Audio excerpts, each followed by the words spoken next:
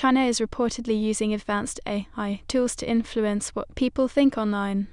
A company called GoLaxy, according to leaked documents, built a system named the Smart Propaganda System, or GoPro, that can study social media profiles and then create messages tailored to specific people.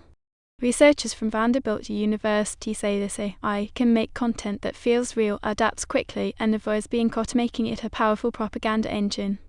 Key takeaway: be careful what you trust online. AI can shape opinions without you noticing.